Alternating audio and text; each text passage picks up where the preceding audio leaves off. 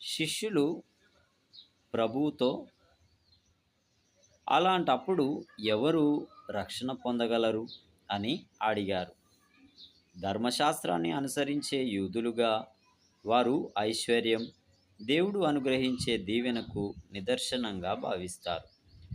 మోషే చట్టం ప్రకారం తనకు విధేయులైన వారిని అభివృద్ధి పరుస్తానని దేవుడు వాగ్దానం చేశాడు.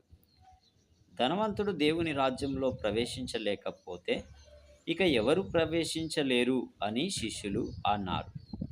అందుకు యేసు, మానవులకు అసాధ్యమైనది దేవునికి సాధ్యమే అని చెప్పాడు. ఈ భాగంలోని బోధ నుండి మనం అంతిమ తీర్మానం ఏంటి అంటే, మొదటిది, ధనవంతులు రక్షణ పొందడం ప్రత్యేకంగా కష్టమైన విషయం. 23వ వచనం ప్రకారం.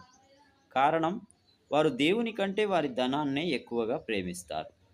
వారు దేవుణ్ణి అయినా విడిచిపెడతారు కానీ తమ ఐశ్వర్యాన్ని విడిచిపెట్టడానికి ఇష్టపడరు.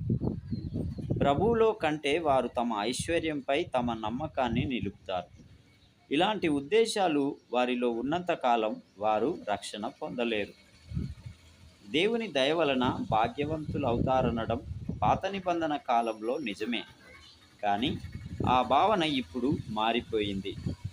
ఐశ్వర్యం కలిగి ఉండడం దేవుని దీవెన అనే కంటే అది మానవుని భక్తికి పరీక్ష అనడం సమంజసం. ధనవంతుడు దేవుని రాజ్యంలో ప్రవేశించడం కంటే ఒంటె సూదిబెజ్జంలో నుండి దూరి వెళ్ళడం సులభం. మానవరీత్యా చెప్పుకుంటే అసలు ధనవంతుడు రక్షణ పొందలేడు, మానవరీత్యా అసలు ఎవరు రక్షణ పొందలేరు కదా అని ఎవరైనా అనవచ్చు. అది నిజమే, కానీ అది ధనవంతుని విషయంలో మరింత వాస్తవం. పేదవాని ఊహల్లోకి కూడా రాని ఆటంకాలను ధనవంతుడు ఎదుర్కొంటాడు. అతని హృదయంలో నుండి అతడు ధనదేవతను తొలగించుకోవాలి. దేవుని ముందు అతడు దరిద్రునిగా నిలబడాలి. మానవ ప్రయత్నంతో ఈ పని అసాధ్యం. దేవునికి మాత్రమే అది సాధ్యం. ఈ లోకంలో ధనాన్ని కూర్చుకునే క్రైస్తవులు దాని ఫలితాన్ని తమ పిల్లల జీవితాల్లో తిరుగుబాటు రూపంలో చూస్తారు.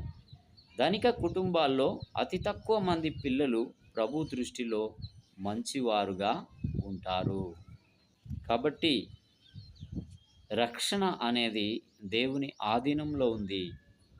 ఆ రక్షణ పొందాలి అంటే ధనవంతుల విషయంలో అది కొంచెం కష్టమే, అయినను దేవునికి అది సాధ్యమే అని లేఖనం సెలవిస్తుంది.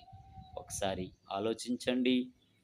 ప్రభు త్రోవలో నడవటానికి ధనం కానీ జ్ఞానం కానీ ఏవి అడ్డు వచ్చినా వాటిని పక్కన పెట్టి ఆయనిచ్చు రక్షణ పొందటానికి సిద్ధంగా ఉండండి.